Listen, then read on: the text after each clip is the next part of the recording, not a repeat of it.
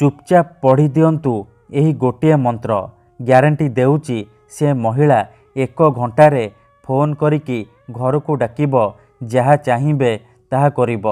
हाँ फ्रेंड्स, आजिर एही भिडियोटी रे मु आपन को शिखेबी एमिति एक महाशक्तिशाली वशीकरण मंत्र।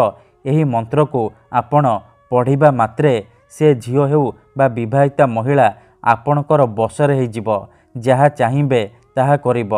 एही मंत्र एते शक्तिशाली कि एहार प्रयोग केबे भी खाली जाएनी। जिए भी एहाकू प्रयोग करिछि 100% सफल होइछि। तेणु जदि आपण सुंदरी झियो को पटेइबाकू चाहुचंती, पड़िशा घर सुंदरी भाउज को पटेइबाकू चाहुचंती, तेबे मो कथा मानी चुपचाप एही मंत्र को पढ़ी दियंतु। एही मंत्र को पढ़िबा मात्रे से झियो हेउ बा विवाहिता महिला विचलित होई उठिब। जेपर्यंत आपणक पाखक आसिनी, आपणक सहित संपर्क रखिनी, सीए गोटे मुहूर्त भी रही परिबनी। नमस्कार फ्रेंड्स, ओडिया फंडा चैनल को आपण मानकु स्वागत। जदि आपण केउ झियो को मने मने भल पाउचंती, पड़िशा घर भाउज आड़ को आकर्षित हेउचंती, किंतु जेते चेष्टा कले मध्य ताकू पटेई पारुनाहांती, ताकू निजर मन कथा कहिबाकू डरुचंती, आउ आपण चाहुचंती कि सी निजे आसी आपण को भल पाउची बोली कहू, आपणकर सबु इच्छा पूरण करू, तेबे चुपचाप एही मंत्र को पढ़ी दियंतु। जेउ झियो पटु नथिला से झियो आपे आपे पटिजिब। विवाहिता महिला निजे फोन करिकी रूम को डाकिब, जहाँ चाहिए ताहा करिब, कोनोसी प्रकार बाधा देब नाही। एही वशीकरण एते शक्तिशाली कि एहार प्रयोग केबे भी खाली जाएनी। तेणु मोर आपण मानक अनुरोध कि एहाकू आपण भाबी चिंतिकी प्रयोग करिवे।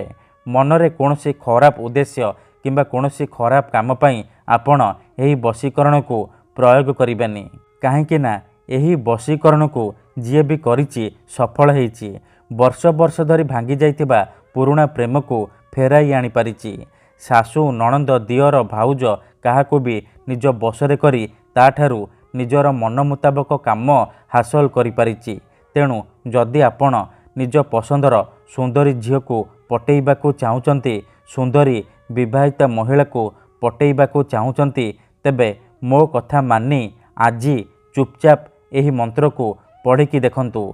ग्यारंटी देउची से झियो हेउ बा विवाहिता महिला आपणकर बसरे होइजिब, जहाँ चाहिए ताहा करिब, आपणकर सबु इच्छा पूरण करिब।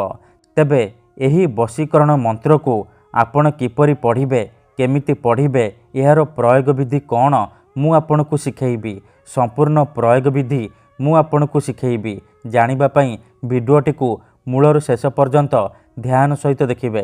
विधिटी जानिबा पूर्वरु गोटिए छोटिया कथा मन रखंतु। मंत्र तंत्र जंत्र वशीकरण ये एमिति सेमिति काम करेनी। मनरे संपूर्ण विश्वास निष्ठा आउ एकाग्रतार सहित आपण को एही वशीकरण करिबाकू पड़िब। तेबे जाई मु आपण को ग्यारंटी देउची आपण जेउ झियो बा महिला को चाहिए मुहूर्तक भितरे पटेई पारिबे, ताठारू निजर मन मुताबक काम हासिल करि पारिबे। ठीक अछि, तेबे एही मंत्र को आपण किपरि पढ़िबे चलंतु जानिबा। मने रखंतु एही वशीकरण को आपण केवल मंगलवार किंबा शनिवार दिन करिबे। रातिरे सोइबा पूर्वरु करिबे। विधिटी करिबा पूर्वरु भल भाबरे हाथ गोड़ धोईकी एही वशीकरण आरंभ करिबे। प्रथमे आपण कोन करिबे, जेतेबेले रातिरे सोइबा पई जिबे, खंडे साधा कागज आउ कला कलम आनिबे। कागजरे गोटिए मंत्र लिखिबे, आमुकं क्लीं क्लीं बसं। एही मंत्र को आपण लिखिबे। आमुकं जगार आपण सेई झियो बा महिलार नाम लिखिबे जहाकू आपण बसरे करिबाकू चाहुचंती।